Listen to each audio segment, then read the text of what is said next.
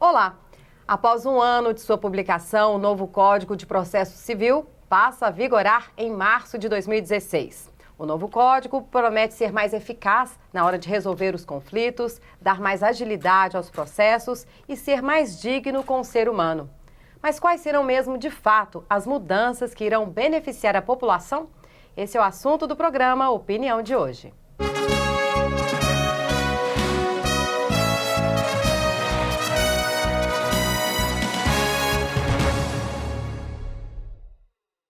E para falarmos sobre o novo Código de Processo Civil, o programa Opinião recebe aqui o advogado e professor Pedro Paulo de Medeiros, que sempre vem quando a gente chama. Muito obrigada, Pedro Paulo. Eu que agradeço a oportunidade, sempre à disposição.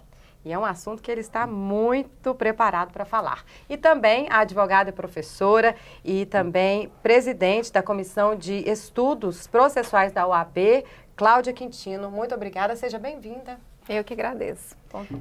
Bom, vamos começar então. Quais serão mesmo essas mudanças que vão beneficiar a população?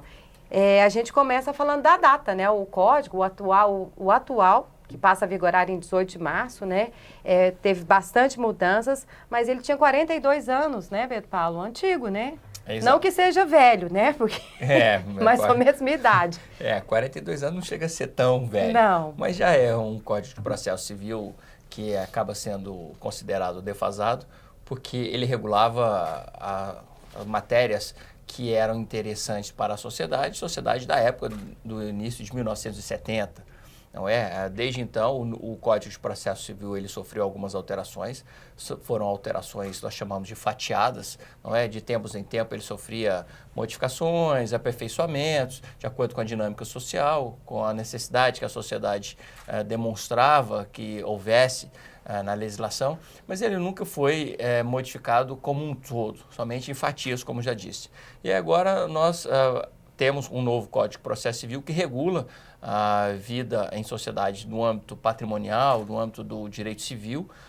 Lembrando que o Código Civil ele foi modificado há pouco mais de 10 anos, exatamente por causa dessa necessidade. Só abrindo uma brechinha aqui, tem uma diferença de Código Civil e Código de Processo Civil? Sim, veja só, o Código Civil ele é um texto, né, vamos dizer assim, uma lei, vamos resumir, chamar de lei, que regula o direito das pessoas.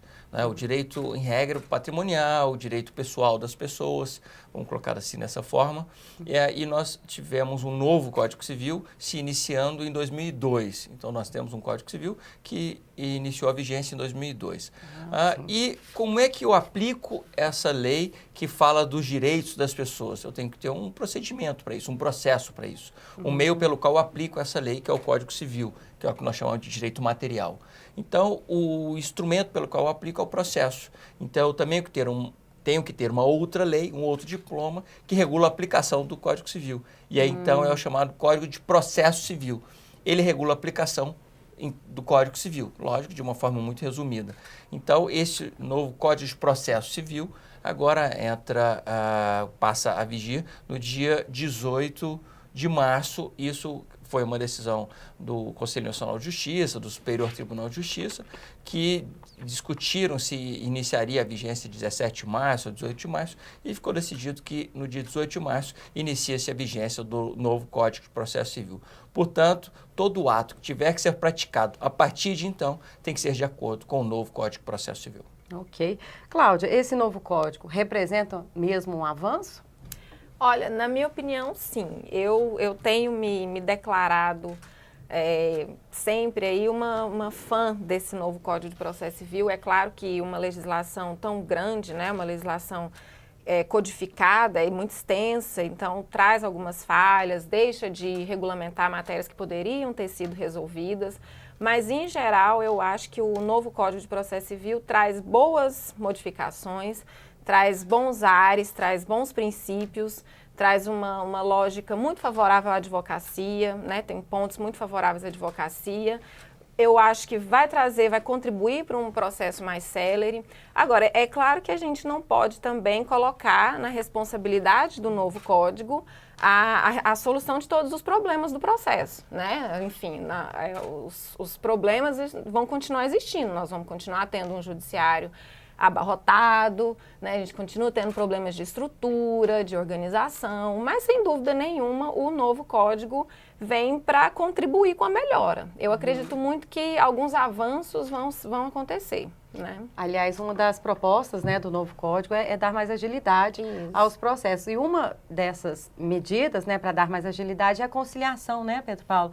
Os juízes agora vão ser obrigados a tentar a conciliação, os advogados também, porque antes não era obrigatório, né? Bom, bem na verdade, houve uma modificação no Código de Processo Civil, que é o que hoje vale, que é o que será substituído a partir de 18 de março, que ele já prevê lá uma hipótese de que haja uma conciliação sempre que possível, a não ser que as partes expressamente digam que não há interesse na conciliação. Aí o juiz pula essa parte.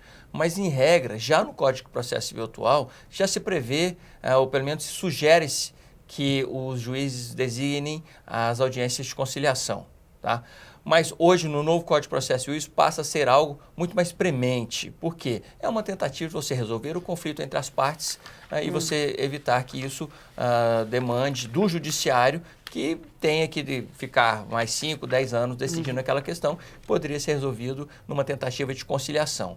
Não é algo que será marcado de qualquer forma. Se as partes peticionarem dizendo não queremos conciliação, o juiz não vai designar conciliação. Porque se uma das partes diz, olha, não vou conciliar de forma alguma, é desnecessário o juiz marcar uma conciliação. É um período que ele vai marcar uma audiência, esperar a audiência para chegar lá, não ter conciliação, e depois ver o que faz em seguida. Então, nessa hipótese, ele não vai marcar, mas fora isso, o juiz vai designar a audiência de conciliação. E me permita fazer uma outra consideração, que é que também no novo Código de Processo Civil se pretende fazer com que as demandas sejam resolvidas entre as partes. Eu participei no Senado da Comissão de Juristas para elaboração da nova lei de arbitragem, mediação e conciliação. Qual é a intenção? Você fazer com que as pessoas resolvam seus conflitos sem ter que ir ao judiciário. Sem ter que então, entrar nós com processo, estamos criando formas alternativas de solução de conflito. Mediação, conciliação e arbitragem.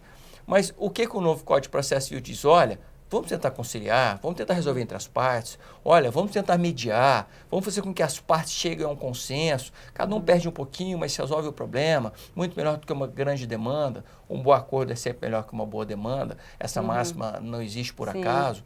Então, o novo Código de Processo Civil, ele quer resolver o problema das pessoas e fazer com que elas vivam as suas vidas de forma mais pacífica possível, sem ter que ficar se preocupando com essa demanda. Perde um pouquinho, mas vai viver a sua vida. E não dá o processo, né? Não tem que ficar esperando. Exatamente. Né? O judiciário pode ficar preocupado com assuntos que demandam uma alta complexidade e demandam a força estatal. Há assuntos que não precisam do judiciário ir lá e colocar a mão de força dele. As partes podem se resolver, não é, entre si, e o judiciário pode até tentar ajudar nisso, não, com a conciliação, com a mediação.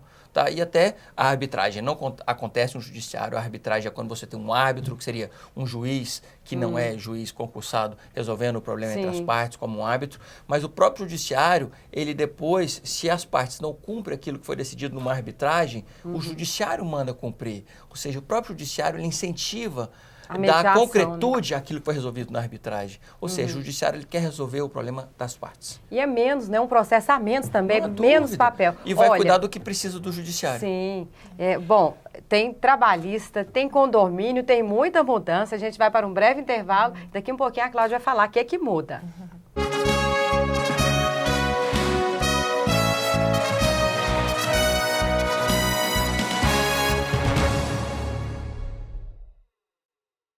A casa própria é o sonho de muita gente, mas que nem sempre se realiza. O atraso na entrega de imóvel comprado na planta tem índices alarmantes. Mais de 90% dos proprietários só recebem as chaves depois do prazo. Descumprir com a data de entrega estabelecida no contrato garante ao consumidor o reembolso imediato, integral e corrigido do valor pago. Dignidade e respeito. Direitos do consumidor. Superior Tribunal de Justiça. O Tribunal da Cidadania. Você fica constrangido quando encontra uma pessoa com deficiência?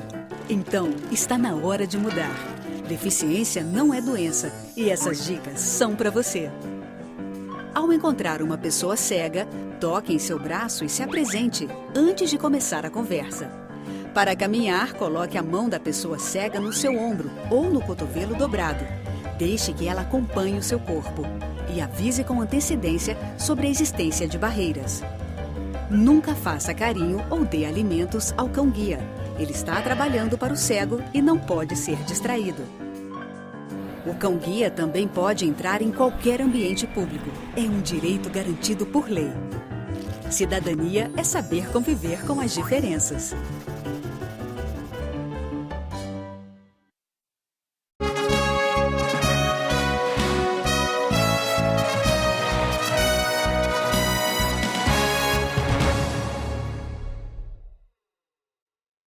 O programa Opinião volta com o tema o novo Código de Processo Civil, que passa a vigorar agora em março, com várias mudanças. Algumas boas, que vão beneficiar mesmo a população, e outras polêmicas, como é o caso de ações trabalhistas. Tem mudança com relação aos prazos, né? Que mudança é essa, Cláudia? Olha, o novo Código de Processo Civil traz uma alteração muito relevante com relação à contagem dos prazos processuais, que é a contagem somente nos dias úteis, né? Hoje nós temos uma contagem, hoje até o dia 18, até o dia 17 de março, nós temos uma contagem corrida de prazos. Conta fim de semana? Isso, inclui os fins de semana. Se o prazo começou a correr na quinta-feira, conta-se quinta, sexta, sábado, domingo e vai incluir o último dia, termina na segunda. O novo Código de Processo Civil estabelece que não se incluirão os dias de fim de semana, feriados, enfim. Hoje em dia, quando o prazo termina em fim de semana ou em um feriado, em dias não úteis, né, já não conta, ele passa para o dia útil subsequente. Mas se nós temos fins de semana, né, e feriados no meio do prazo, eles são incluídos, né? Então, a gente conta os fins de semana, se tiver um feriado no meio, conta. E com o novo Código de Processo Civil, não se contarão mais os fins de semana e os dias não úteis, os feriados, entre o prazo. Então, o advogado ganha um prazo. Pois né? O advogado ganha, mas o processo demora. Na minha opinião, essa demora que tem com essa não contagem dos dias de fim de semana e feriados, ela é muito irrelevante para o processo. Não tem grande relevância para a duração de um processo, né? Às vezes a gente tem processos, por exemplo, que ficam no gabinete do juiz ou na secretaria por 2, 3 meses sem alguma movimentação. Então, não é 2 dias de um fim de semana que você tira da contagem de um prazo de 10 dias, né? Ou de 5 dias. Essa contagem dos fins de semana hoje é muito cruel com os advogados, por exemplo, quando a gente tem uma intimação na quinta-feira, né? Ou na quarta, o prazo começa quinta, na verdade você tem que trabalhar o fim de semana, o advogado vai ter que trabalhar no fim de semana. E é isso que muda com o novo CPC. E a dúvida que existe, né, como a senhora mencionou, na Justiça do Trabalho, é se isso vai se aplicar ao processo do trabalho. Por quê? Como o doutor Pedro Paulo falou, o Código de Processo Civil regulamenta os processos, né, na área civil, em geral, é o processo civil. Mas ele se aplica subsidiariamente onde não há regulamentação pela legislação trabalhista, que é a CLT, o Código de Processo Civil aplica-se subsidiariamente. Ou seja, onde a CLT é omissa, entra o Código de Processo Civil. E é daí que surgem essas controvérsias. Quais são os dispositivos, o que vai se aplicar lá na Justiça do Trabalho, né?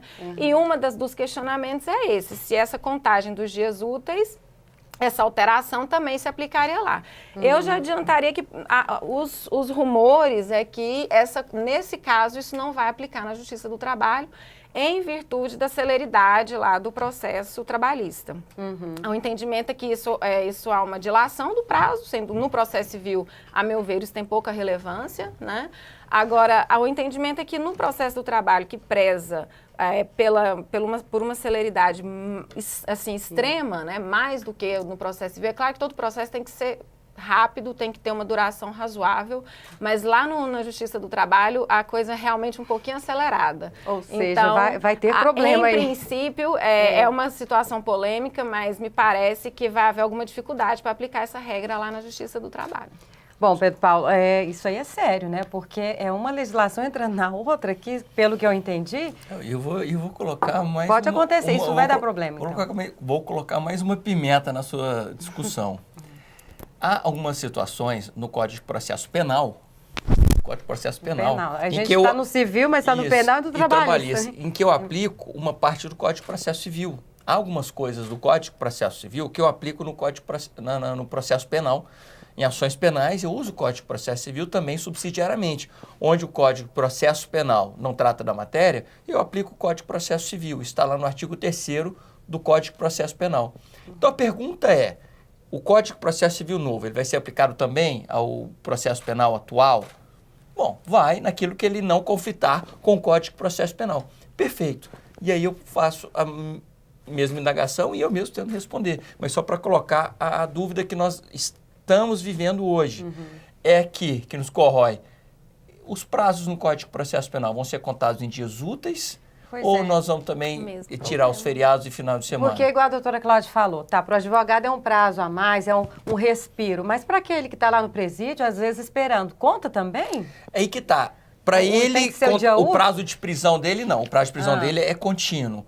Mas e para o advogado de defesa dele fazer uma defesa para ele, uma vez que eu estou defendendo a liberdade dele, que é o bem mais importante que tem, mais até do que o patrimônio, porque o Código de Processo Civil, em regra, trata de patrimônio, direitos pessoais das pessoas. O Código de Processo Penal trata de um bem muito maior, que é a liberdade, né, a vida das pessoas. Então, eu deveria ter muito mais prazo para defesa, para exercitar a defesa. Mas, Pedro Paulo, o processo civil, o Código de Processo Civil, ele está acima do penal? No caso, esse não, prazo na verdade, são coisas distintas. Mas o que eu estou dizendo é, o Código de Processo Civil trata de direito civil, que, em regra, trata de patrimônio. Tá ligado. O Código de Processo Penal trata de direito penal, que trata de liberdade das pessoas.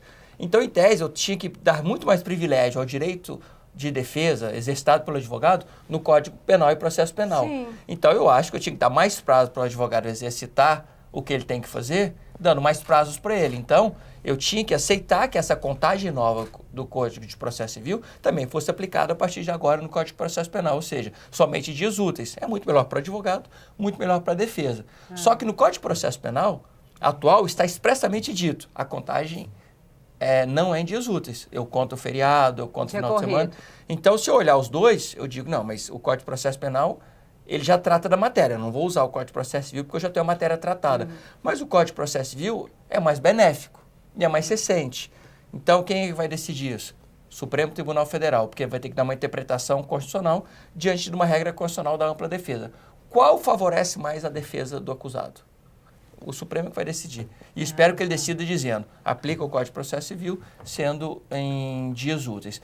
Isso eu estou dando pensando um exemplo. Imagina que tantos outros não vão acontecer. Ou seja, o processo vai dar processo. Para saber o que você aplica na Justiça do Trabalho, o que você aplica na Justiça no processo penal, o que você aplica, qual é a interpretação constitucional, qual é mais favorável. E no próprio Código de Processo Civil, como é que você aplica, nós já temos discussões várias.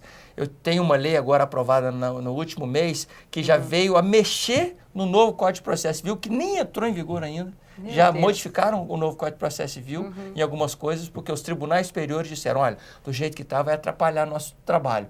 Já foram no Congresso e conseguiram modificar uma parte do novo Código de Processo Civil antes de ele entrar em vigor. Olha que loucura. Ou seja, tinha que ser a mesma linguagem, pelo menos, né, com relação aos prazos. Bom, e atenção aos maus pagadores inadimplentes de condomínio. A lei promete ser mais rígida. Daqui a pouquinho, depois do intervalo.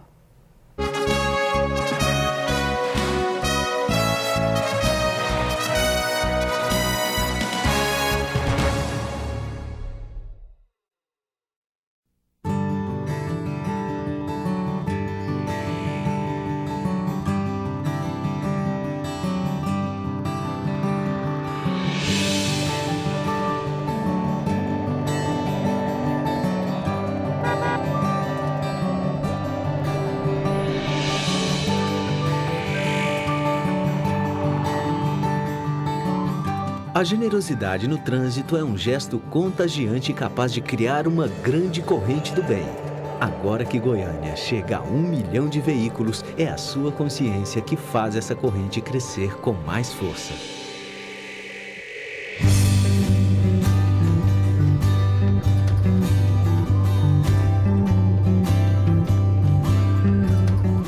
Um milhão de veículos, 1 milhão de amigos, 1 milhão de chances de fazer o bem. É o governo de Goiás promovendo a paz no trânsito através do Detran. Ninguém quer um nome sujo na praça. Antes de incluir um CPF no cadastro de inadimplentes, a empresa de proteção ao crédito precisa notificar a pessoa.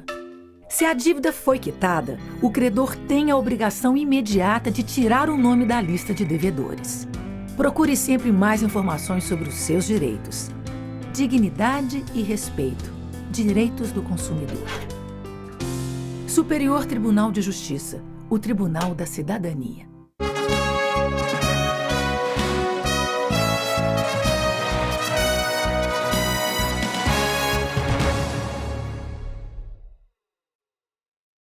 O programa Opinião volta com o tema o novo Código de Processo Civil, que passa a vigorar em março, agora com várias mudanças. E uma delas é com relação ao pagamento de condomínio. Os inadimplentes ou os maus pagadores agora vão ter que ter cuidado. E quem vai explicar para a gente é Cláudia. Tem agora um prazo aí de 3 dias após o recebimento da dívida. Como é que vai ser, Cláudia? Não, a modificação que o novo CPC, né, implementa com relação aos débitos de condomínio é com relação ao procedimento de cobrança, né?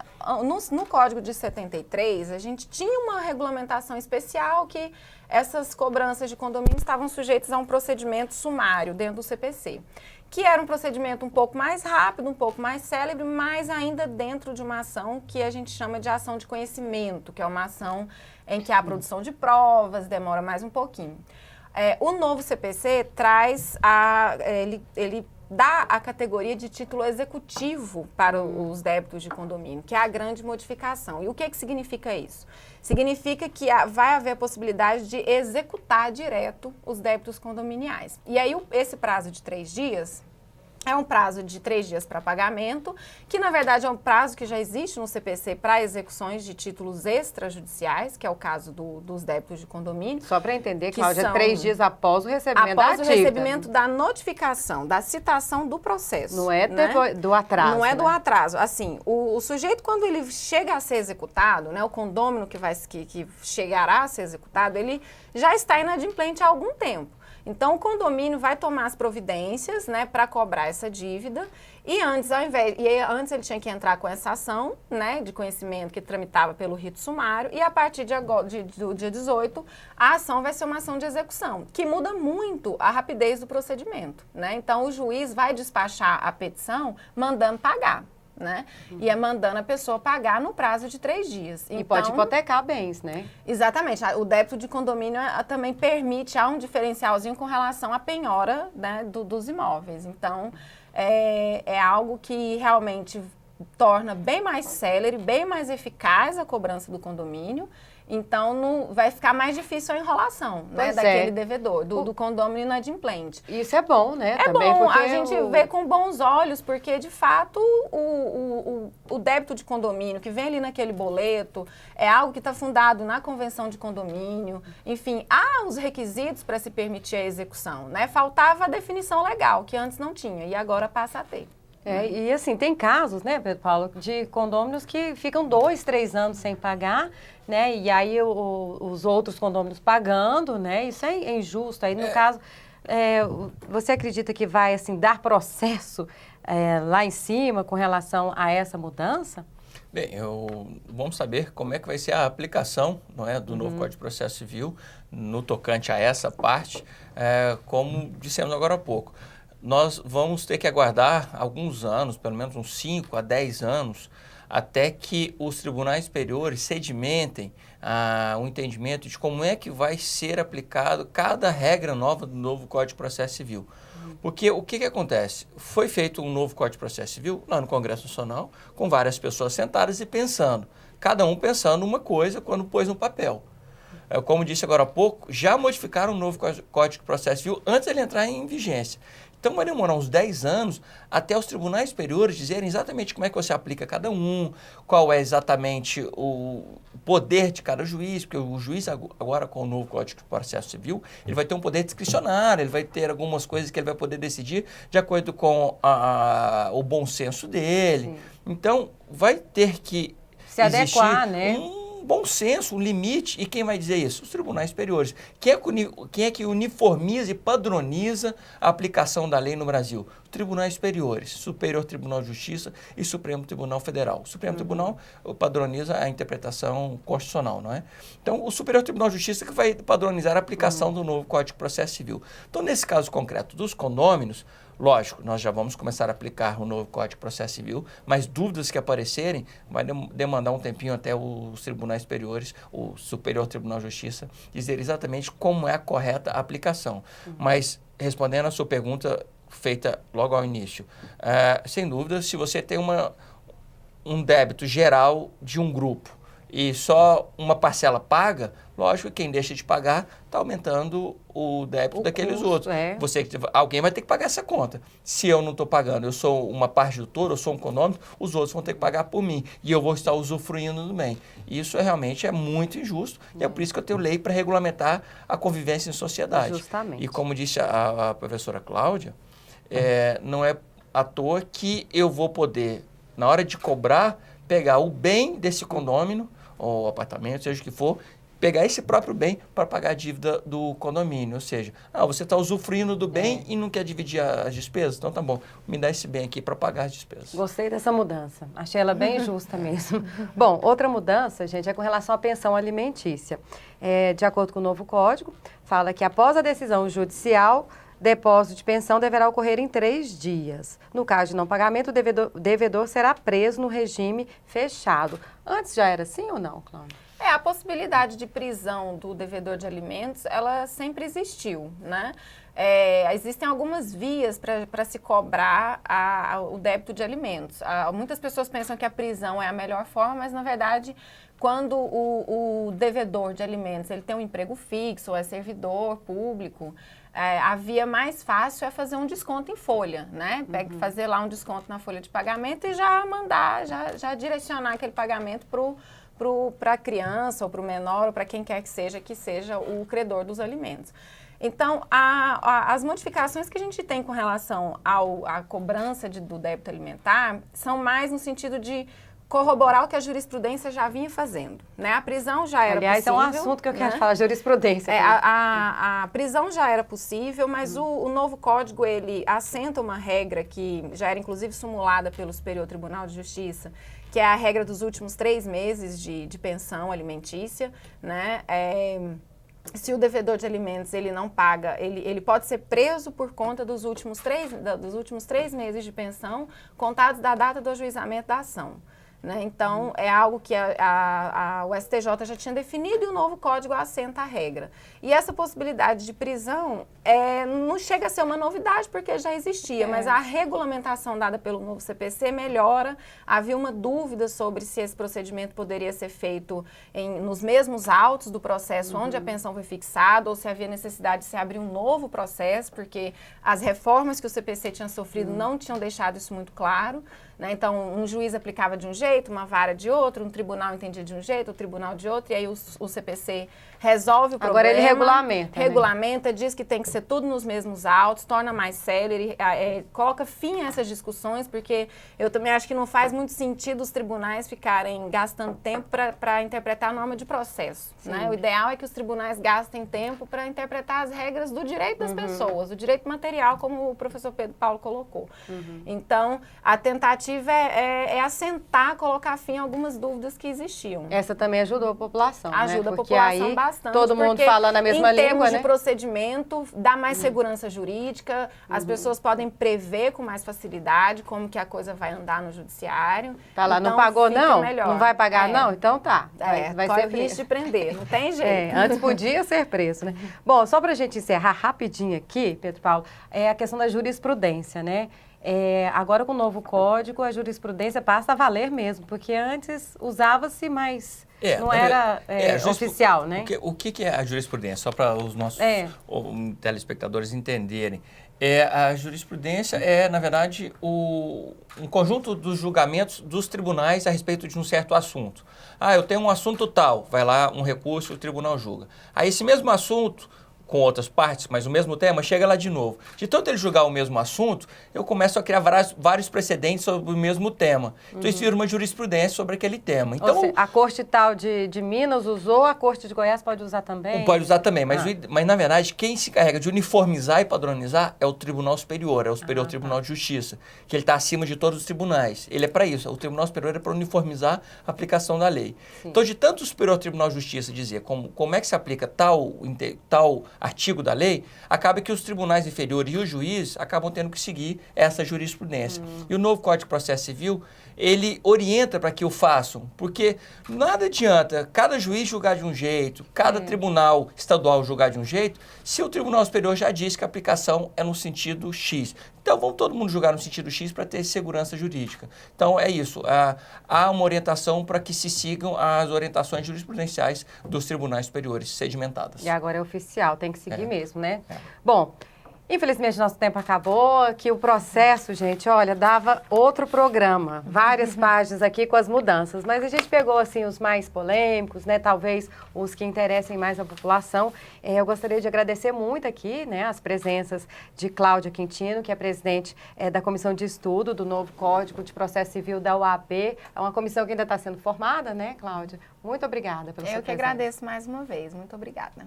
E também a Pedro Paulo de Medeiros, advogado, professor, que sempre vem aqui quando a gente chama para assuntos polêmicos, né, para esclarecer a gente. Muito obrigada. Eu quero agradecer a oportunidade. Apenas lembro que agora nós temos férias garantidas aos advogados, de 20 de dezembro a 20 de janeiro, pelo novo Código de Processo Civil.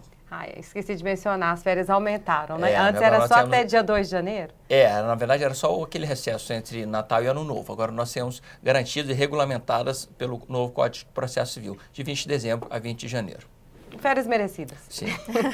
Muito obrigada, gente. Obrigada a você também pela audiência. Continue com a gente pelo canal 8 da NET ou pelo nosso site. Até mais.